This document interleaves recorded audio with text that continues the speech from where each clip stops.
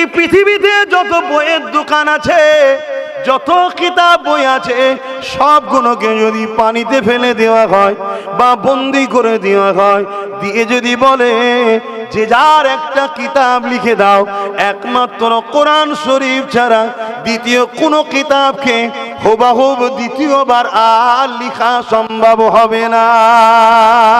কেন? কয়েক কোটি হাফেজে কোরআন আছে, কয়েক কোটি উলামা রয়েছে। হাফেজে কোরআন বলতে থাকবে, উলামা লিখতে থাকবে, হুবহুব বাবা সেই বন্দি কোরআনকে বার করে দিয়ে, লাইব্রেরি থেকে বার করিয়ে দিয়ে আবার মিলিয়ে দেখে নাও, হুবহুব হয়ে যাবে। এটাই হলো কোরআনের একটা বড় মুজিজা। আমার আল্লাহ পাক কোরআনকে মানুষের সিনাতে হেফাজতের জন্য মুখস্থ করার ক্ষমতা দিয়েছে। পৃথিবীতে কোরআন ছাড়া অন্য কিতাবকে কেউ মুখস্থ করে রাখতে পারে না। এই জেরের ভুল হয়ে যাবে, নাই দাড়ির ভুল হয়ে যাবে, নাই হস্যই ভুল হয়ে যাবে, নাই জবারের ভুল হয়ে যাবে, কোনো না কোনো জায়গায় ভুল হয়ে যাবে।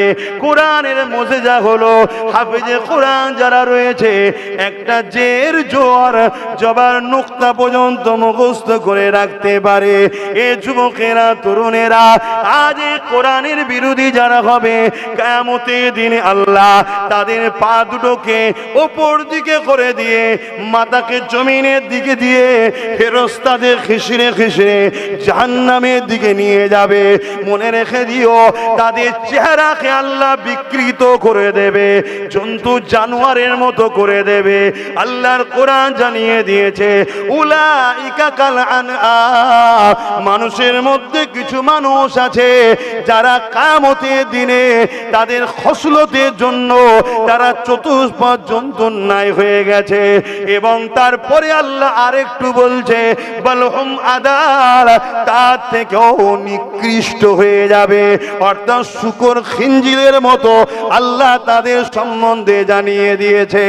এ উম্মতে মুহাম্মাদি, আল্লাহ করে তোমরা এমন করে ইমানদার নবীর বংশেরা, নবীর বংশের আওলাদ, জবানার মুজাদ্দিদের সিলসিলার অনুসারী, পাশাপাশি আরো যত হক সিলসিলা আছে সেগুলোর সঙ্গে তোমাদের সম্পর্ক রয়েছে। এই বুঝে বুঝে চলো, কোরআনের দুশ্মনীদের সঙ্গে দল করে ফেলো না, কোরআনের দুশ্মনদেরকে শক্তিশালী করে ফেলো না। যারা কোরআনের দুশ্মন তাদেরকে সহযোগিতা করো না, কেননা তাহলে তাদের দলভুক্ত হয়ে তাদের সঙ্গে জাহান্নামে যেতে হবে।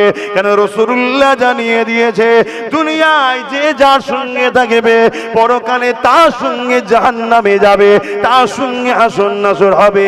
এ যুবকেরা, তরুণেরা, এবারে চলে আসেন কোরআনের প্রেমিকদের জন্য।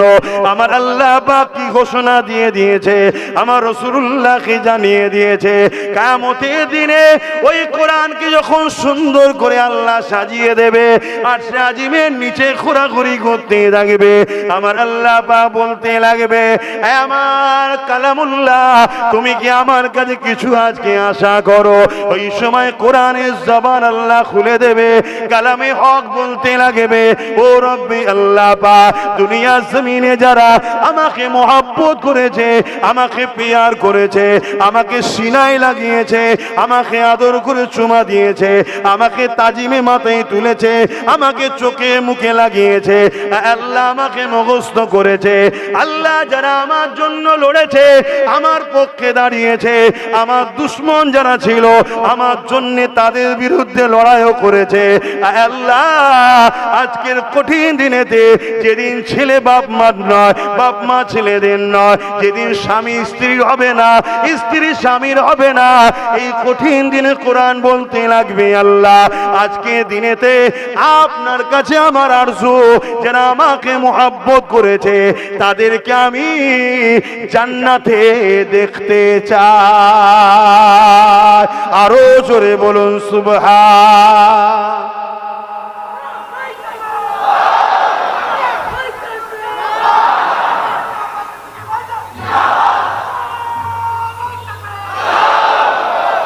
আল্লাহ যদি প্রশ্ন করে ময়দানে মাশরে, ওরে আমার বান্দা বান্দিরে, আমি আল্লাহ তোদেরকে দুটো হাত দিয়েছিলাম, এই হাত দিয়ে আমার জমিনের উপরে কি করেছি বল, এই হাত দিয়ে তোরা কি করেছি বল, বলেন তো আজকে আমি আপনি কি জবাব দিতে পারবো? এই হাত দিয়ে কি আল্লাহ দিনের জন্য কাজ করেছি? হাত তো আল্লাহ দিয়েছে গরিব দুঃখীকে সেবা করার জন্যে, হাত তো আল্লাহ দিয়েছে মা বাপের সেবা করার জন্যে, হাত তো আল্লাহ দিয়েছে হালাল ইনকাম করার জন্যে, হাত তো আল্লাহ দিয়েছে আল্লাহর ঘরকে তৈরি করার জন্যে, মসজিদ মাদ্রাসাকে বানাবার জন্যে। এই হাত আল্লাহ পা দিয়েছে এতিম গরিব বিধবাদের উপরে কোন জালিম যদি জুলুম করে, এই হাত দিয়ে তাদের বিরুদ্ধে লড়াই করার জন্যে আল্লাহ পাক তুই হাত দিয়েছে। সাহাবা হুজুররা লড়াই করেছে গরিবের পক্ষে দাঁড়িয়ে, সাহাবা হুজুররা লড়াই করেছে এতিমের পক্ষে দাঁড়িয়ে, সাহাবা হুজুররা লড়াই করেছে মুসলিমের পক্ষে দাঁড়িয়ে, সাহাবা হুজুররা লড়াই করেছে অসহায় দুঃখীদের পক্ষে দাঁড়িয়ে। এ যুবকেরা, তরুণেরা, বাপেরা, কিয়ামতের দিনে আল্লাহ যদি জিজ্ঞাসা করে, ওরে আমার বান্দা বান্দিরে, আমি আল্লাহ হাত দিয়েছিলাম, এই হাত দিয়ে তোরা আমি আল্লাহ আমার কাছে চাইবি, এই হাত দিয়ে তোদের যখন দোয়া লাগবে আমি আল্লাহ আমার কাছে চাইবি, এই হাত দিয়ে তোরা আমি আল্লাহ আমার দিনের পক্ষে থাকবি, আমি আল্লাহ হাত দিয়েছি, এই হাত দিয়ে তোদের উচিত ইনসাফের ঝান্ডাকে তোলা, ন্যায়ের ঝান্ডাকে তোলা, মানবতার ঝান্ডাকে তোলা। তা না করে বান্দা তোরা এই হাত দিয়ে যারা ইসলামের দুশ্মন, গরিবদের দুশ্মন, মানবতার দুশ্মন, সমাজ বিরোধী, চোর ডাকাত খুনি চরিত্রহীন জালিম, তাদের ঝান্ডা ধরে কেন ঘুরিয়েছিলি বল? আজকে দিনে আমি আল্লাহ আমার কাছে জবাবটা দে। জবাব কি দেবেন? আছে এ ভাঙনের মানুষেরা, ও সুলতান আজগার আলী হুজুর এলাকার মানুষেরা, ও দাদা পীরের সিলসিলা অনুসারী অনুগামীরা, বাবারা মন দিয়ে শুনে রেখে দেন, আল্লাহ যে নিঃশ্বাস চালাচ্ছে কাল চলে যেতে হবে। কবরের ওপর জমিনের কথা মনে রাখেন, এই জমিনের ওপরে আমি আপনি অনেক দাম্ভিকতার সঙ্গে ঘুরে বেড়াচ্ছি, এই জমিনের ওপরে আমি আপনি রিকশাওয়ালার ওপরে জুলুম করছি, এই জমিনের ওপরে আমি আপনি ছোট দোকানদারের ওপরে জুলুম করছি, এই জমিনের ওপরে আমি আপনি মিথ্যা মিথ্যা মানুষকে মামলা দিচ্ছি, এই জমিনের উপরে আমি আপনি এতিম গরিবদের মাল ছেড়ে খাচ্ছি, এই জমিনের উপরে আমি আপনি লোকের জায়গাকে জোর করে দখল করে নিচ্ছি, এই জমিনের উপরে আমি আপনি কারো মা তুলে কারো বাপ তুলে গালি গালাজ দিতে লেগেছি। মনে রেখে দিও কিয়ামতের দিনে আল্লাহ তোমার জবানের যখন হিসাবটা নেবে, ওরে আমার বান্দা বান্দিরে, আমি আল্লাহ জবানে কথা দিয়েছিলাম, এই কথাতে তুই সত্য কথা বললি না, এই কথাতে তুই নাই কথা বললি না, এই জবান দিয়েছে আমি আল্লাহ, আমাকে ডাকবি, একে অপরের সঙ্গে কথা বলবি, এই জবান দিয়েছে আমি আল্লাহ, নোংরা কথা বলবি না। ওরে আমার বান্দা বান্দিরে, কিন্তু জমিনের উপরে তোকে আমি তাকত দিয়েছিলাম, তোকে আমি ক্ষমতা দিয়েছিলাম, তুই ক্ষমতা নিয়ে আমার বিরুদ্ধে চারণ করেছিলি। তোরা কি ভুলে গিয়েছিলি ফেরাউনকে আমি মিশরের রাজা বানিয়েছিলাম? ওই মিশরের রাজাকে আবার আমি আল্লাহ কিভাবে ধ্বংস করে দিয়েছিলাম? তোরা কি ভুলে গিয়েছিলি আমি আল্লাহ নমরুদকে রাজত্ব দিয়েছিলাম? ওই নমরুদকে আমি আল্লাহ আবার কিভাবে ধ্বংস করে দিয়েছিলাম? তোরা কি ভুলে গিয়েছিলি চিঙ্গিস খানের নাম শুনলে দুনিয়া পুরো আতঙ্কে রাখতো? ওই চিঙ্গিস খানকে আমি আল্লাহ কিভাবে মেরেছিলাম? তোরা কি ভুলে গিয়েছিলি সামান্য সামান্য ক্ষমতা পেয়ে আমি আল্লাহ আমার জমিনের উপরে ফিতনা করেছি, আমি আল্লাহ আমার জমিনের উপরে আমার বান্দা বান্দির উপরে জুলুম করেছি। ওরে আমার বান্দা বান্দিরে, আজকে ময়দানে মাশরে এখানে কোনো দাদা দিদির কৃতিত্ব চলবে না, এখানে তুই জবাবটা এবারে দে। শুনছেন আপনারা? ভয় আল্লাহকে করেন, আজ আছেন কাল চলে যেতে হবে, এখনই মারা গেলে কবরে দিয়ে দিবে। ওই কবরটা আল্লাহ নবী জানিয়ে দিলেন কারো কারো জন্য জান্নাতের বাগান হবে, আবার কারো কারো জন্য ওই কবরটা জাহান্নামের একটা গর্ত হবে। শুনছো যুবক, আমার ভাইগুলো শুনছো?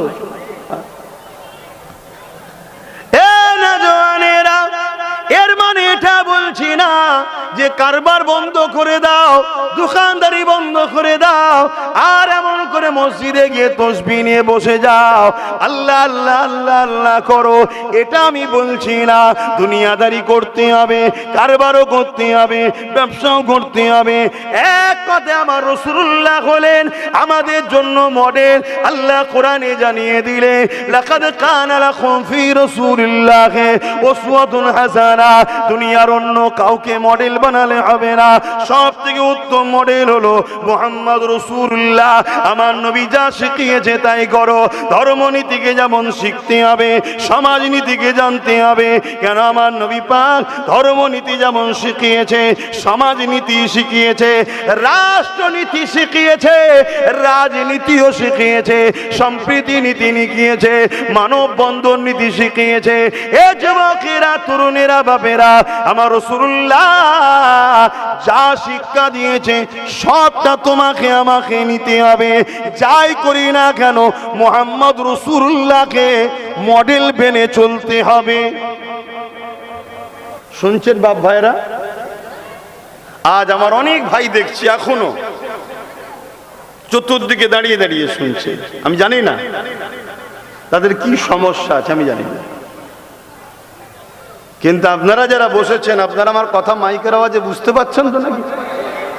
আলহামদুলিল্লাহ, মজলিস আল্লাহ করে সুন্দর মানিয়ে গেছে। দেখুন না, একবার তাকবীর হয়ে যাক, নারে তাকবীর। আরে হাত তুলে বলুন নারে দিবেন, নারে দিবেন। দ্বীন ইসলাম, কুরআন ও সুন্নাহ, কুরআন ও সুন্নাহ, নারে দিবেন। কোরআনের দুশমন আছে না নাই? কথা বলেন, আপনারা কি কোরআনের দুশমন? দুশমনদের সাথী? কোরআনের দুশমনি করে কেন? অথচ তামাম পৃথিবী জুড়ে কোরআনকে নিয়ে যে রিসার্চ হয়, অন্য কোন পুস্তক, বই, কিতাবকে নিয়ে এত রিসার্চ হয় না। তামাম পৃথিবী জুড়ে বছরে কয়েক মিলিয়ন বিলিয়ন ডলার টাকা খরচ করে কোরআন নিয়ে রিসার্চ চলছে, যাতে করে কোরআন থেকে একটা ভুল বার করা যায়। হে আমার যুব সমাজ, হে আমার আম্মা বোনেরা, ভাইয়েরা, বাপেরা, মন দিয়ে শোনেন। আল্লাহ রসুল বিদায় নেবে, নবী আমার জানালেন, আমি আপনাদের কাছে রেখে যাচ্ছি তিনটে জিনিস: কিতাবুল্লাহ আল্লাহর কোরআন, সুন্নতে রাসূলি আমি নবী আমার সুন্নত, 3 নম্বর হলো আহলে বাইতে আমি নবী আমার আহাল আমার পরিবার। প্রথম নম্বর হলো কোরআন কিতাবুল্লাহ। এই কোরআনকে নিয়ে ইংল্যান্ডের বুকে এক পত্রিকা লেখক 20 বছর ধরে ইসলাম ও কোরআনের বিরোধী করেছিল। একদিন তার হাতে একটা ইংলিশে ট্রান্সলেশন কোরআন চলে আসলো। সে সেই কোরআনকে পড়তে শুরু করলো। পরবর্তীতে সে লিখতে শুরু করেছে, 1 পৃষ্ঠা পড়ি, 2য় পৃষ্ঠা পড়ি, অন্য কাজ আছে, কিন্তু কোরআন আমাকে উঠতে দিচ্ছে না।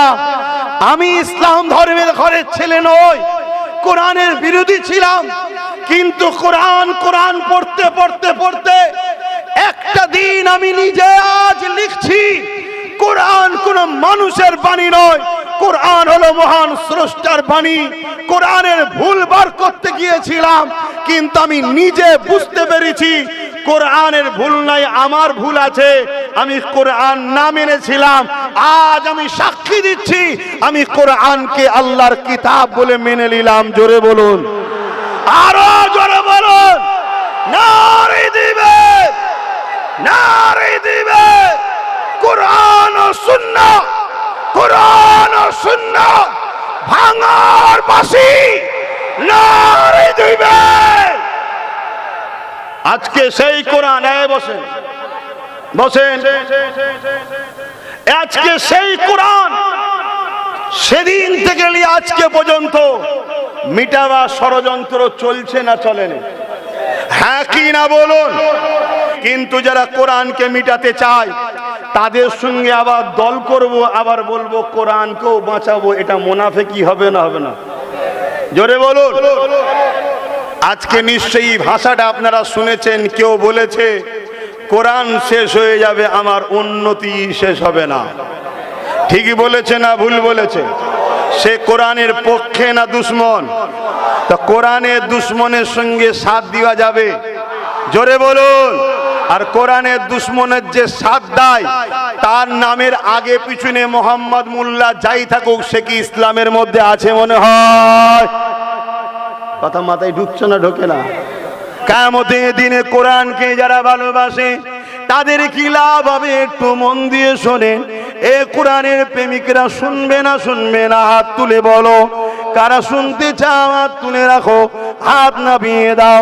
মনে রেখে দিও কিয়ামতের দিনে এত কঠিন দিন হবে যেদিন মাথার এক বেগটা এক হাত উপরে আল্লাহ সূর্যকে নামিয়ে দেবে।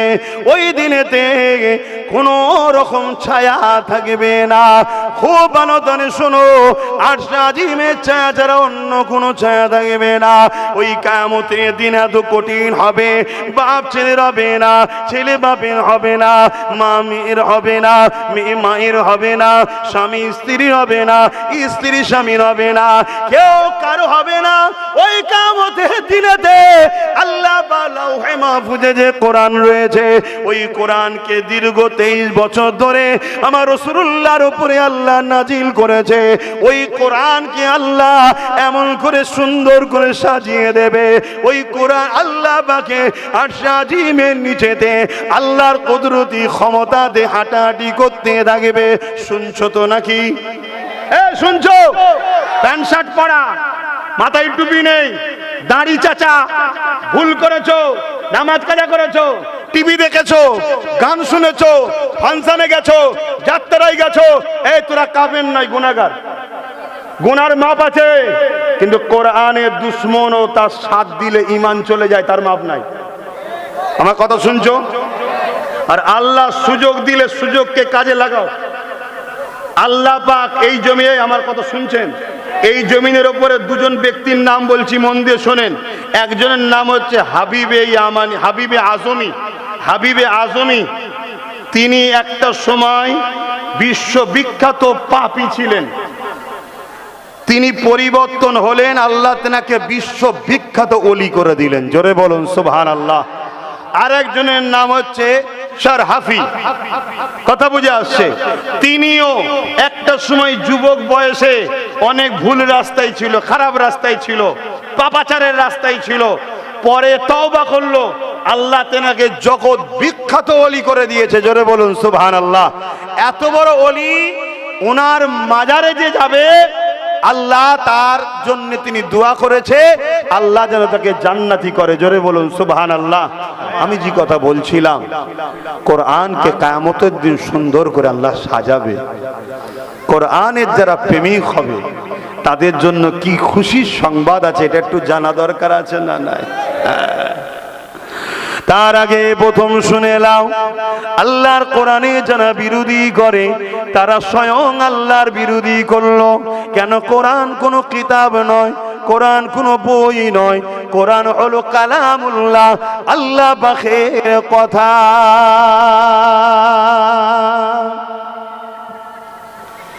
এ নওজওয়ানেরা, এই পৃথিবীতে যত বইয়ের দোকান আছে, যত কিতাব বই আছে, সবগুলোকে যদি পানিতে ফেলে দেওয়া হয় বা বন্দি করে দেওয়া হয়, দিয়ে যদি বলে যে যার একটা কিতাব লিখে দাও, একমাত্র কোরআন শরীফ ছাড়া দ্বিতীয় কোনো কিতাবকে হুবহু দ্বিতীয়বার আর লেখা সম্ভব হবে না।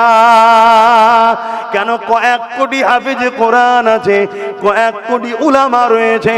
হাফেজে কোরআন বলতে থাকবে, উলামা লিখতে থাকবে, হোবাহো বাবা সেই বন্দি কোরআনকে বার করে দিয়ে, লাইব্রেরি থেকে বার করিয়ে দিয়ে আবার মিলিয়ে দেখে নাও, হুবাহুব হয়ে যাবে। এটাই হলো কোরআনের একটা বড় মুজিজা। আমার আল্লাহ পাক কোরআনকে মানুষের সিনাতে হেফাজতের জন্য মুখস্থ করার ক্ষমতা দিয়েছে। পৃথিবীতে কোরআন ছাড়া অন্য কিতাবকে কেউ মুখস্থ করে রাখতে পারে না।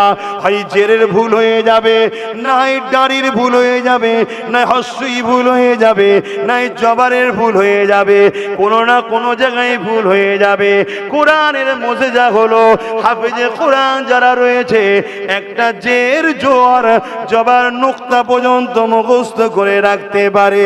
এ যুবকেরা তরুণেরা আজ কোরআনের বিরোধী যারা হবে, কিয়ামতের দিনে আল্লাহ তাদের পা দুটোকে উপর দিকে করে দিয়ে মাথাকে জমিনের দিকে দিয়ে ফেরেশতাদের খিসরে খিসরে জাহান্নামের দিকে নিয়ে যাবে। মনে রেখে দিও, তাদের চেহারাকে আল্লাহ বিকৃত করে দেবে, জন্তু জানোয়ারের মতো করে দেবে। আল্লাহর কোরআন জানিয়ে দিয়েছে, উলাইকা কাল আনআম, মানুষের মধ্যে কিছু মানুষ আছে যারা কিয়ামতের দিনে তাদের খসলতের জন্য তারা চতুষ্পদ জন্তুর ন্যায় হয়ে গেছে। এবং তারপরে আল্লাহ আরেকটু বলছে, বালহুম আদাল, তার থেকেও নিকৃষ্ট হয়ে যাবে। অর্থাৎ শুকর খিঞ্জিরের মতো আল্লাহ তাদের সম্বন্ধে জানিয়ে দিয়েছে। এ উম্মতে মুহাম্মাদি, আল্লাহ করে তোমরা এমন করে ইমানদার নবীর বংশেরা, নবীর বংশের আওলাদ, জবানার মুজাদ্দিদের সিলসিলার অনুসারী, পাশাপাশি আরো যত হক সিলসিলা আছে সেগুলোর সঙ্গে তোমাদের সম্পর্ক রয়েছে। এই বুঝে বুঝে চলো, কোরআনের দুশ্মনীদের সঙ্গে দল করে ফেলো না, কোরআনের দুশ্মনদেরকে শক্তিশালী করে ফেলো না। যারা কোরআনের দুশ্মন তাদেরকে সহযোগিতা করো না, কেননা তাহলে তাদের দলভুক্ত হয়ে তাদের সঙ্গে জাহান্নামে যেতে হবে। কেন রাসূলুল্লাহ জানিয়ে দিয়েছে, দুনিয়ায় যে যার সঙ্গে থাকবে পরকালে তার সঙ্গে জাহান্নামে যাবে, তার সঙ্গে হাসর নাসর হবে। এ যুবকেরা তরুণেরা এবারে চলে আসেন কোরআনের প্রেমিকদের জন্য। আমার আল্লাহ পাক কি ঘোষণা দিয়ে দিয়েছে, আমার রাসূলুল্লাহকে জানিয়ে দিয়েছে, কিয়ামতের দিনে ওই কোরআনকে যখন সুন্দর করে আল্লাহ সাজিয়ে দেবে আর সাজিমের নিচে ঘোরাঘুরি করতে লাগবে, আমার আল্লাহ পাক বলতে লাগবে, আমার কালামুল্লাহ তুমি কি আমার কাছে কিছু আজকে আশা করো? ওই সময় কোরআনের জবান আল্লাহ খুলে দেবে, কালামে হক বলতে লাগবে, ও রব্বি আল্লাহ পাক, দুনিয়া জমিনে যারা আমাকে মহব্বত করেছে, আমাকে পিয়ার করেছে, আমাকে সিনায় লাগিয়েছে, আমাকে আদর করে চুমা দিয়েছে, আমাকে তাজিমে মাথায় তুলেছে, আমাকে চোখে মুখে লাগিয়েছে, আল্লাহ আমাকে মুখস্থ করেছে, আল্লাহ যারা আমার জন্য লড়েছে, আমার পক্ষে দাঁড়িয়েছে, আমার দুশ্মন যারা ছিল আমার জন্য তাদের বিরুদ্ধে লড়াইও করেছে, আল্লাহ আজকের কঠিন দিনেতে যেদিন ছেলে বাপ মা নয়, বাপ মা ছেলেদের নয়, যেদিন স্বামী স্ত্রী হবে না, স্ত্রী স্বামীর হবে না, এই কঠিন দিনে কোরআন বলতে লাগবে, আল্লাহ আজকে দিনেতে আপনার কাছে আমার আরজু, যারা আমাকে মুহাব্বত করেছে তাদেরকে আমি জান্নাতে দেখতে চাই। আরো জোরে বলুন সুবহান।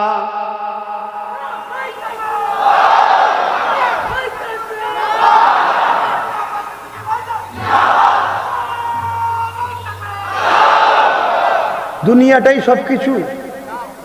কালকে সূর্য উঠবে আপনারা কেউ বলতে পারবেন? গ্যারান্টি দিয়ে আমি উঠবো? বলেন। আপনি আমার কোরআনের বিরুদ্ধে আসুন, আপনাকে আমি 2 কোটি টাকা দেবো। কেউ যদি অফার দেয় আপনি কোরআনের বিরুদ্ধে যে 2 কোটি টাকা নেবেন? নেন না। 2 কোটি নিয়ে ঘরে ঢুকবেন, বুকে পেন উঠলো, হার্ট অ্যাটাক করে মারা গেলেন, আপনার ঠিকানা কোথায়? কথা বলেন, কথা বলেন। একটু হুশ করে কাজ করো। এই 2টো চোখের দাম দিতে পারবেন কেউ? এই 2টো চোখের 13 দুগুণে 26,000 কোটি লেন্স আছে। কত? 26,000 কোটি লেন্স ক্যামেরা, যেটাতে দেখছি আমরা একটাতে 13,000 26,000 কোটি। 1 টাকা করে যদি দাম হয় 26,000 কোটি দুটো চোখের দাম। কে দিয়েছে আপনাকে? সেই আল্লাহর বিরুদ্ধে যাবে?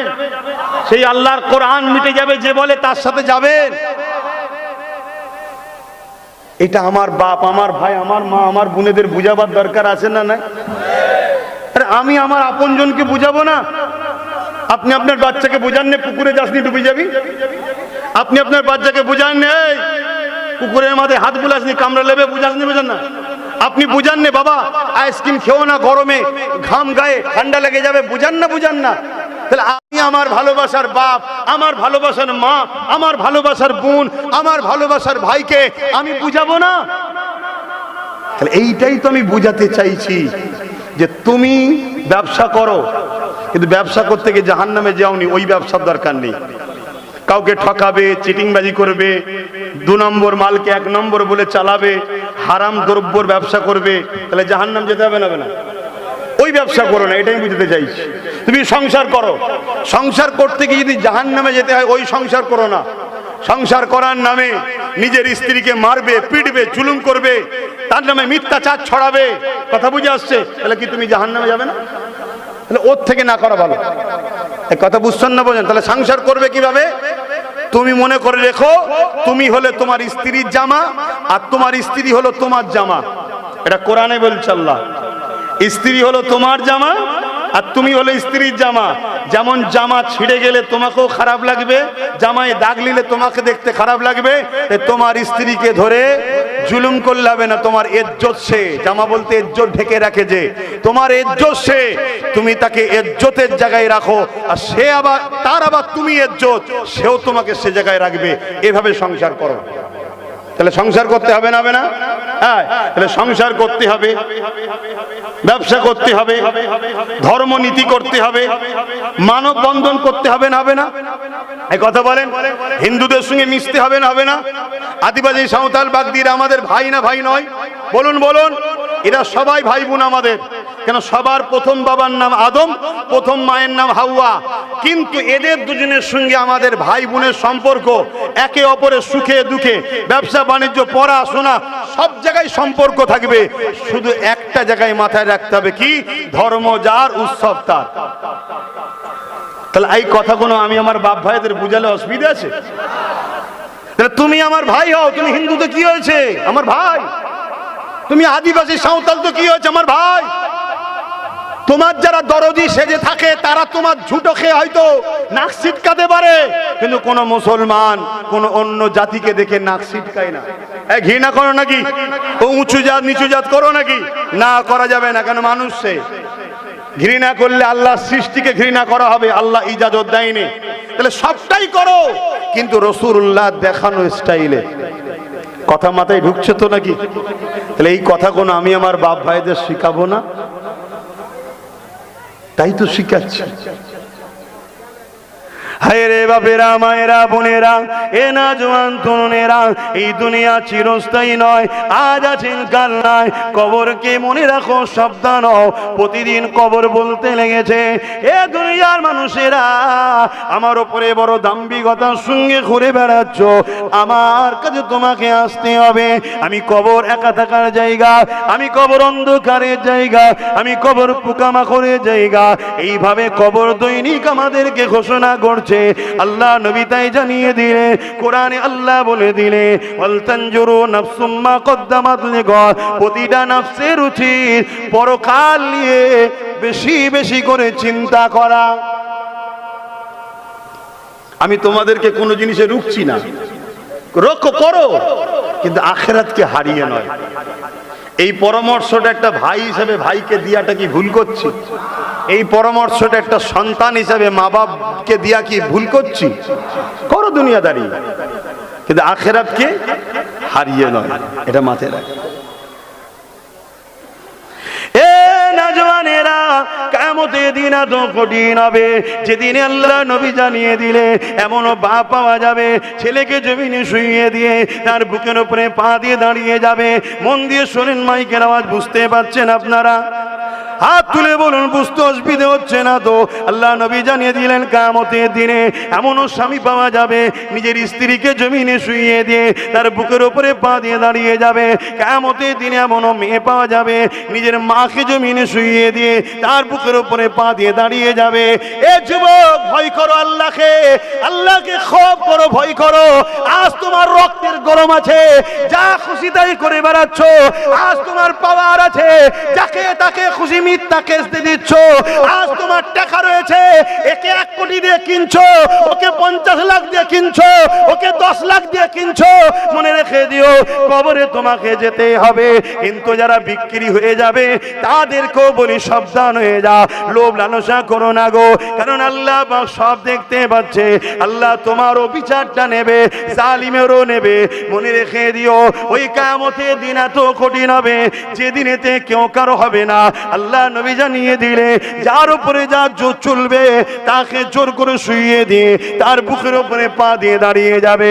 সাহাবা হুজুররা কাঁদতে লাগলে, ইয়া রাসূলুল্লাহ, হাবিবাল্লাহ, এই রকম দেখানো হবে। আল্লাহ নবী জানিয়ে দিলে ওই কিয়ামতের দিনেতে লোহা যেমন আগুনে দিলে লাল হয়ে যায়, জমিনটা পুড়ে পুড়ে লাল হয়ে যাবে। কেন জমিনটা পুড়ে লাল হয়ে যাবে? বর্তমান সূর্য কোটি কোটি মাইল